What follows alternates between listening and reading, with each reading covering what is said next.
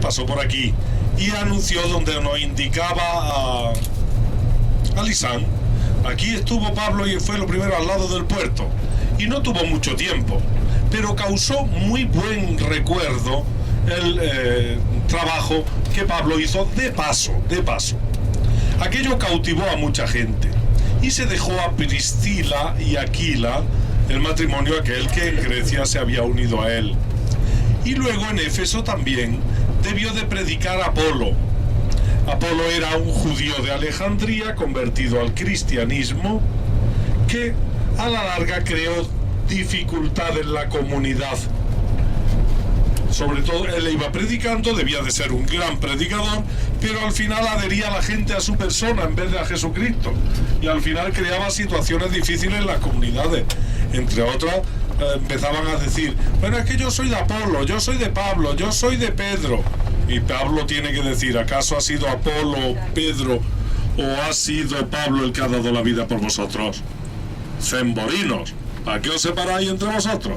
Sois de Cristo todos, que es el único que ha dado la vida por vosotros. Pues bien, Apolo debió de predicar también en Éfeso. Y junto a Éfeso, todas estas iglesias vecinas que hemos visitado. Toda la iglesia de San Juan. Junto a San Pablo, también luego San Juan debió de estar aquí. Y en Éfeso, Pablo estuvo, ya digo, 3 años seguidos. Se creó una situación muy difícil que nos ha narrado nuestro guía, y es que la Artemisa, el gran templo de Artemisa, tenía un negociazo montado tremendo.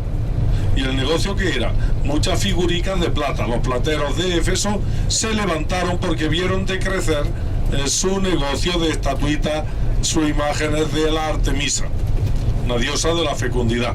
Y es que Pablo no, precisamente en algún momento, no debía de ser muy favorable a la diosa Artemisa. Y entonces aquello, cuando los plateros vieron que su negocio no funcionaba, levantaron aquel motín de los plateros en contra de Pablo. Desde aquí se evangelizó toda la zona también. Desde aquí, Pablo también escribió cartas. Hablo de memoria, si me equivoco en algunos aguantan. Escribió la carta a Corintios, a Gálatas y a Filipenses. Escribió las cartas desde Éfeso. Hay una carta también dirigida a los efesios, pero esa carta hay duda, tanto Efesios como Colosenses, la carta a los Efesios y la carta a los Colosenses, hay duda de que sea totalmente de Pablo, que sea escrita totalmente por él.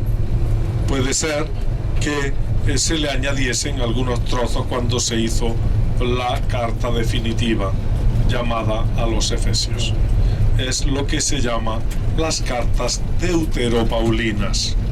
Están las cartas paulinas, las cartas deuteropaulinas y las cartas pastorales. Alguno puede escandalizarse diciendo, bueno, entonces ¿es de Pablo o no es de Pablo? En la antigüedad era muy normal que se utilizase el nombre de un autor especialmente significativo para mandar una noticia, una carta a alguien. Y entonces, si yo quiero, aquí es donde vamos a empezar la visita, bellísima visita a Éfeso. Si yo quiero decirle algo a los cristianos de Almería, ¿a quién voy a poner por nombre para que tomen nota? Pues a alguien que sea especialmente relevante para ellos.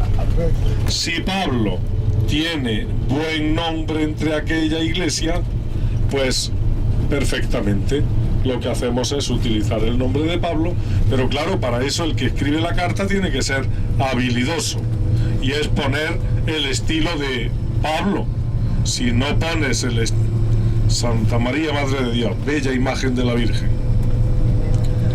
Si yo pongo en la carta un estilo totalmente distinto al que Pablo utilizara, los que lo oyen dicen, anda que si va a ser esto de Pablo. Pablo nunca hubiese hablado así. Tiene que escribir con el estilo de Pablo para que la carta caiga como de Pablo. Esas son las cartas deuteropaulinas. Y luego están las cartas pastorales, que hay una seria duda sobre la autenticidad del que sean paulinas. Son ya de finales del siglo I, y se ve claramente que no son. Pablo ya habría muerto, pero se utiliza el nombre de Pablo porque él habría dirigido a aquella comunidad esa exhortación. Y así, cuando uno dice, bueno, Pablo hubiese dicho esto, pues aquí estoy yo.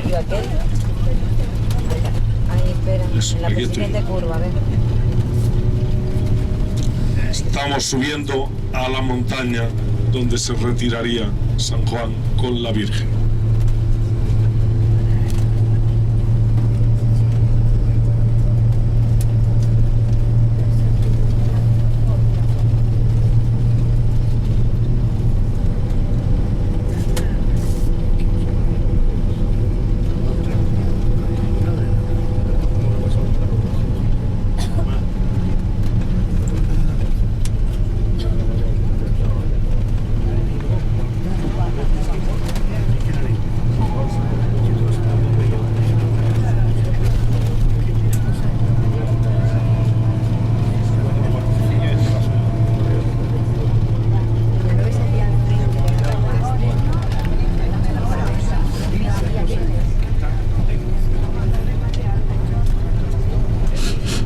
Miran ahí la ciudad, el pueblo de hoy, de Éfeso, 28.000 habitantes. Mirando de aquí a la colina de enfrente, cerca de nosotros, se ven las murallas. Parte de las murallas que rodeaban la ciudad de Éfeso, mira, está a la derecha.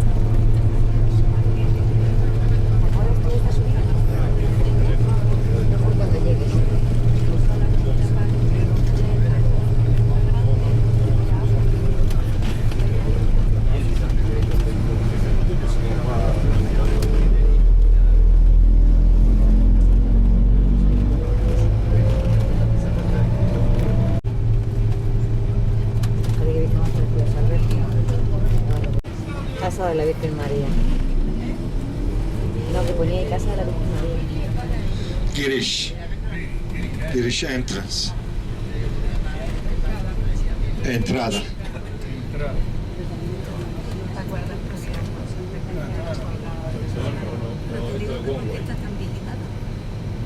Solo para entrar. Girish, entrada en turco, entrada. No es el famoso extranjero. ¿Entiendes? No, esta es zona de que, o sea, el ayuntamiento del pueblo, ellos cuidan.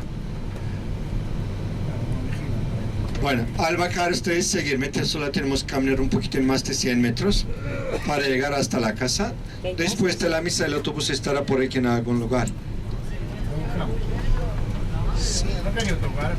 Bueno, hemos tenido suerte por lo menos.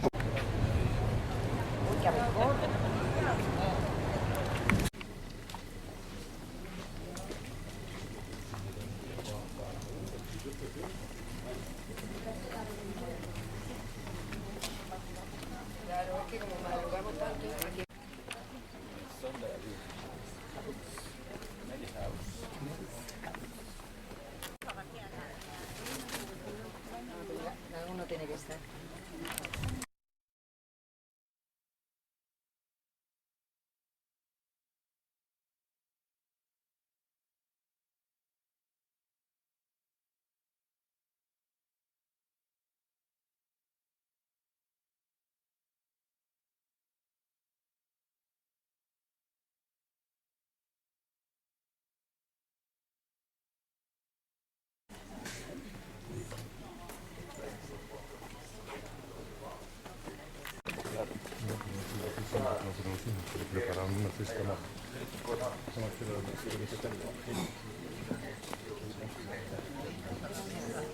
Springs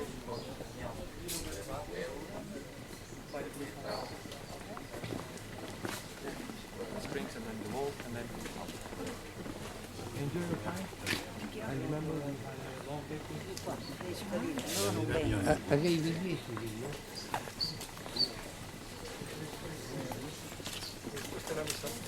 Después de la misa van a empezar la casa.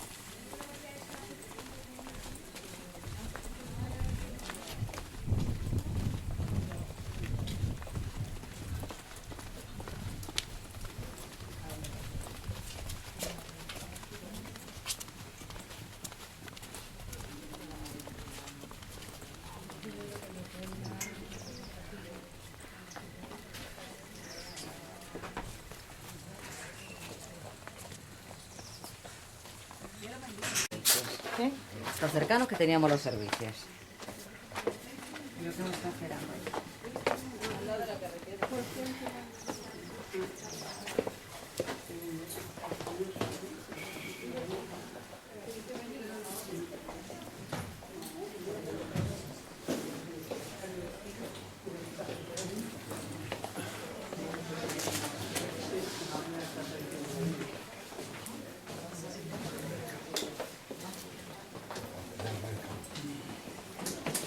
Tenemos dos lecturas.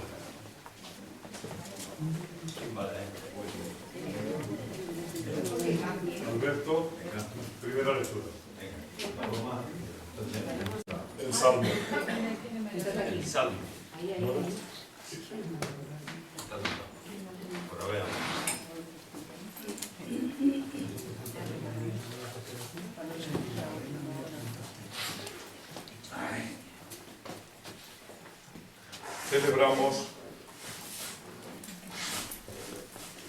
Celebramos la misa de la Asunción de la Santísima Virgen.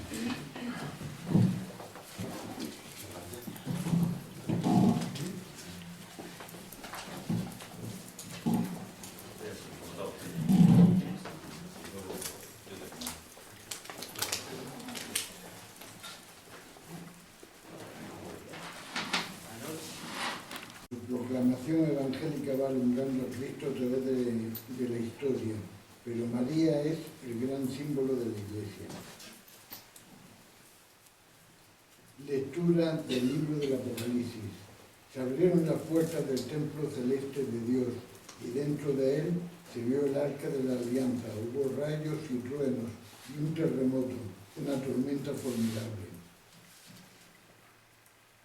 Después apareció una figura portentosa en el cielo, una mujer vestida del sol, la luna por pedestal, coronada con 12 estrellas, estaba encinta, le llevó la hora y gritaba entre los espasmos del parto. Apareció otro portento en el cielo, un enorme dragón rojo con 7 cabezas y 10 cuernos y 7 diademas en la cabeza. Con la cola barrió el cielo un tercio de las estrellas, arrojándolas a la tierra. El dragón estaba enfrente de la mujer que iba a dar a luz, dispuesto a tragarse el niño en cuanto naciera. Dio a luz un varón destinado a gobernar con vara de hierro a los pueblos. Arrebataron al niño y lo llevaron junto al trono de Dios. Mientras tanto la mujer escapaba al desierto. Se oyó una gran voz del cielo. Ya llega la victoria, el poder y el reino de nuestro Dios y el mando de su Mesías. Palabra de Dios. Gracias, Señor. Pionero de la nueva humanidad. Por eso el recuerdo de María en la liturgia cristiana es estimulante en orden a la liberación histórica del hombre hasta lograr su plena salvación final. Lectura de la primera carta del apóstol San Pablo a los Corintios. Hermanos, Cristo ha resucitado, primicia de todos los que han muerto. Si por un hombre vino la muerte, por un hombre ha venido la resurrección. Si por Adán murieron todos, por Cristo todos volverán a la vida, pero cada uno en su puesto. Primero Cristo como primicia, después, cuando Él vuelva, todos los cristianos. Después los últimos, cuando Cristo devuelva a Dios Padre su reino, una vez aniquilado todo principado, poder y fuerza. Cristo tiene que reinar, hasta que Dios haga de sus enemigos estrado de sus pies. El último enemigo aniquilado será la muerte, porque dice la Escritura, Dios ha sometido todo bajo sus pies. Palabra de Dios.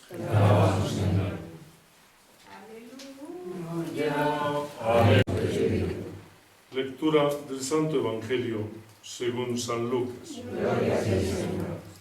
En aquellos días María se puso en camino y fue aprisa a la montaña, a un pueblo de Judá. Entró en casa de Zacarías y saludó a Isabel. En cuanto Isabel oyó el saludo de María, saltó la criatura en su vientre.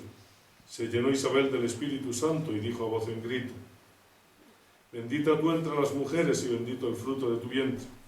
¿Quién soy yo para que me visite la madre de mi Señor? En cuanto tu saludo llegó a mis oídos, la criatura saltó de alegría en mi vientre. Dichosa tú que has creído, porque lo que te ha dicho el Señor se cumplirá. María dijo: Proclama mi alma la grandeza del Señor. Se alegra mi espíritu en Dios mi Salvador, porque ha mirado la humillación de su esclavo. Desde ahora me felicitarán todas las generaciones, porque el Poderoso ha hecho obras grandes por mí. Su nombre es santo, y su misericordia llega a sus fieles de generación en generación. Él hace proezas con su brazo, dispersa a los soberbios de corazón, derriba del trono a los poderosos y enaltece a los humildes. A los hambrientos los colma de bienes, y a los ricos los despide vacíos. Auxilia a Israel su siervo, acordándose de la misericordia, como lo había prometido a nuestros padres, en favor de Abraham y su descendencia para siempre. María se quedó con Isabel unos 3 meses y después volvió a su casa. Palabra del Señor. Gloria a ti, Señor Jesús. El día de la Asunción es especialmente gozosa para el pueblo cristiano, aunque sea de un modo interesado. Y es que en ella contemplamos el futuro de la Iglesia, el futuro de los cristianos. Primero resucitó Cristo, después los que son de Cristo, y luego todos los que están destinados en Cristo a la salvación. De María proclamamos lo que esperamos también de cada uno de nosotros.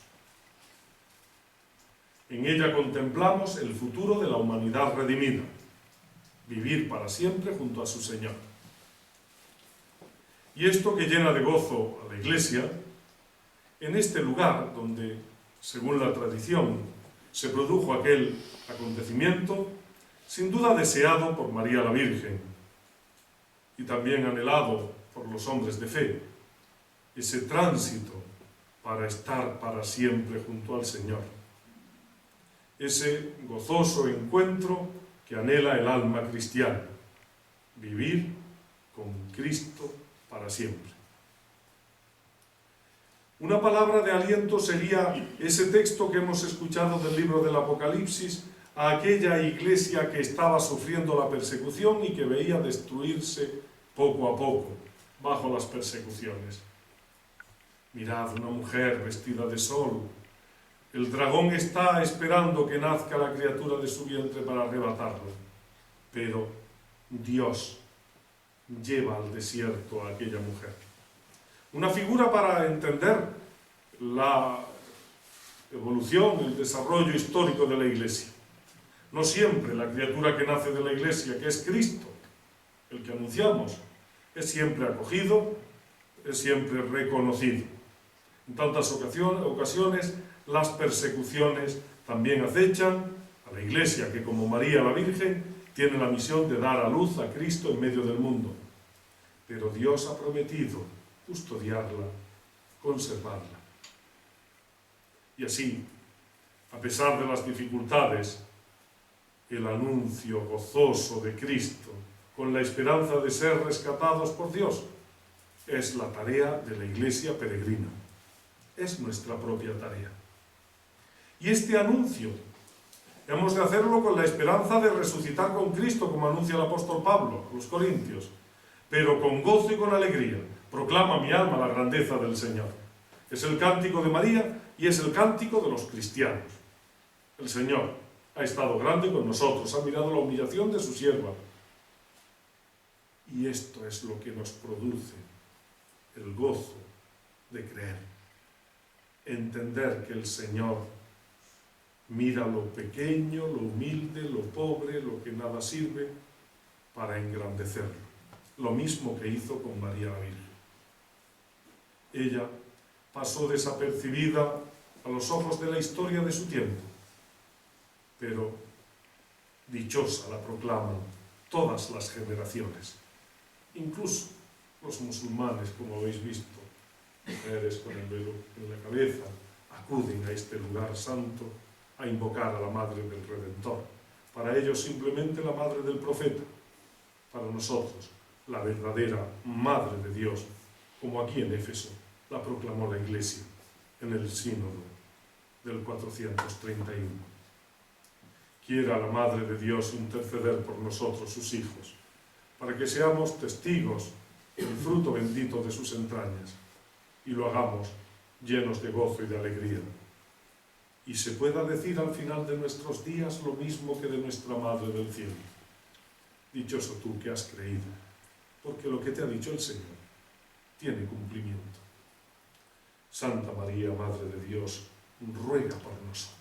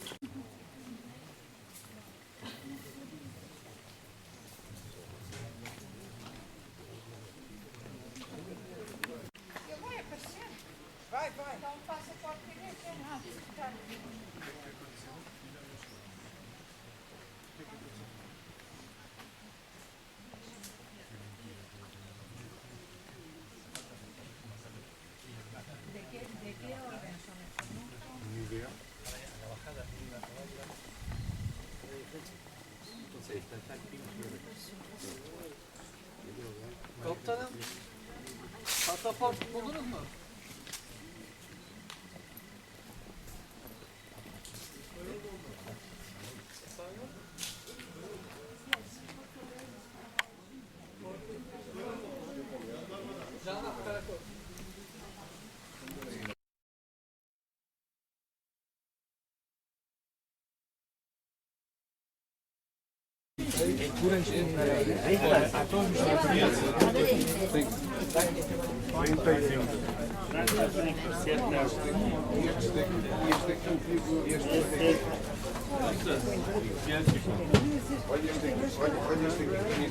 Já viu este aqui?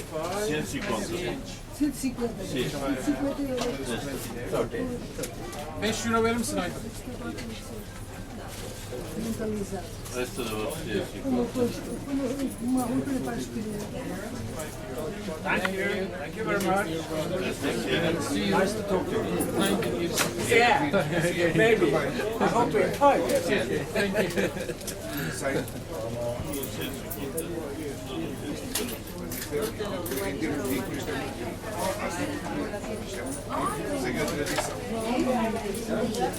El mínimo del precio. Vámonos. Mínimo.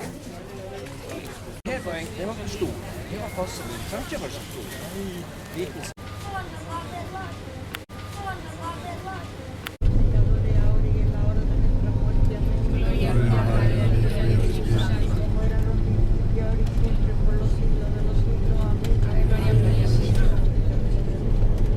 María, Madre de Gracia, Madre de Misericordia, ten piedad de nosotros, pecadores, ahora y en la hora de nuestra muerte.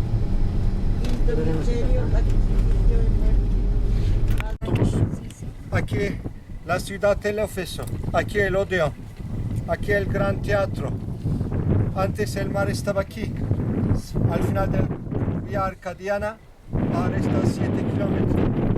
En la época de Roma, donde estaba el mar, en la época helenística, siglo IV, en la época de Alejandro Magno, en la época arcaica, quiere decir siglo VII, siglo VIII, antes de Jesús, así.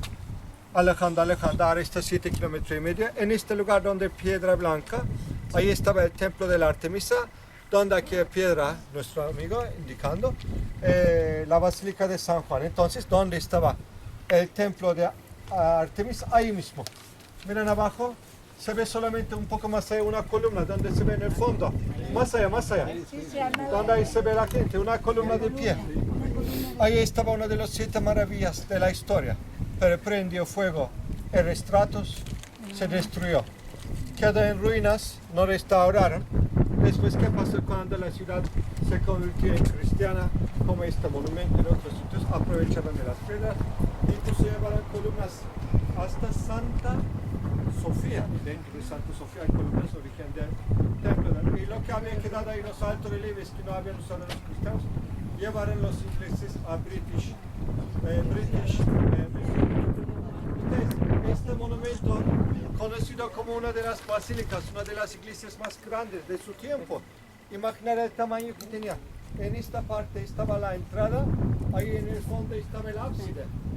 Aquí en un principio donde la tumba de San Juan Evangelista, como él mismo hablaba de su mismo, como el discípulo más amado por Jesús. Él fue el único que murió naturalmente, no de un martirio. Vino aquí a Éfeso, estuvo en la cabeza de la iglesia durante años, pero cuando subió Domiciano al trono, le mandó a la isla Patmos. Cuando murió Domiciano, regresó y vivió aquí, es donde murió. Encima de la tumba del santo, en la era de Constantino, construyeron una capilla pequeña de madera, pero cuando llegó Justiniano, mandó construir iglesias muy grandes, inmensas, como Santa Sofía, como esta basílica. Esta fue la iglesia más grande de toda esta parte del mundo en ese tiempo, después de Constantinopla, después de Santa Sofía. Data al siglo VI. Quedó en ruinas porque a causa de los terremotos, mejor dicho terremotos del mar, estaba en ruinas. Fue restaurada parte, pero un poco de estilo americano, con el dinero que donaron los americanos, los arqueólogos. Restauraron, pero quedó un poco diferente por el estilo que tiene Santo. Entonces, vamos hasta donde está la tumba del santo. Una de las puertas de las murallas. Miren aquí, donde ahora es una guía. Otra puerta, o sea, 2 puertas. Si pasaban la primera puerta, llegaban a la segunda, también cerrada de arriba para defender. Igual lanzaban cosas, pero no pone ningún libro que hubo después guerras aquí. En la era cristiana también trabajaron encima de las columnas para bautizar de tal manera. Cuando usaban, ¿no? Aprovechaban, porque en vez de cortar piedras, ya aprovechaban de la material cortada y preparada. Entonces, un poco adaptando al estilo de la iglesia con las cruces, todo de aquella época.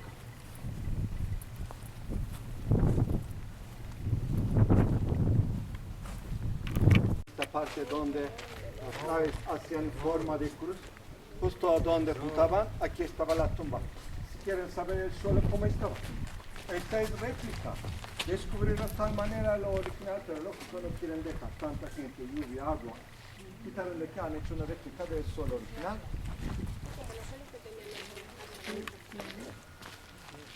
Todas las paredes estaban cubiertas con placas del mármol. se ven agujeritos por donde sujetaban las placas del mármol. Donde estuvo en el año 67 el Papa, el nuevo Papa cuando vino a Éfeso también pasó a parar aquí un ratito. Aquí debajo, entre las 4 columnas, estaba el altar mayor y debajo el santo enterrado. Las reliquias debajo del altar mayor.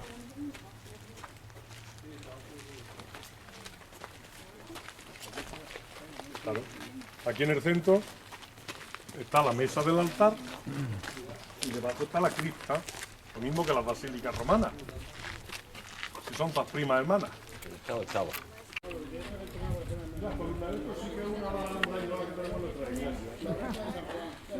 Una baranda como Dios manda.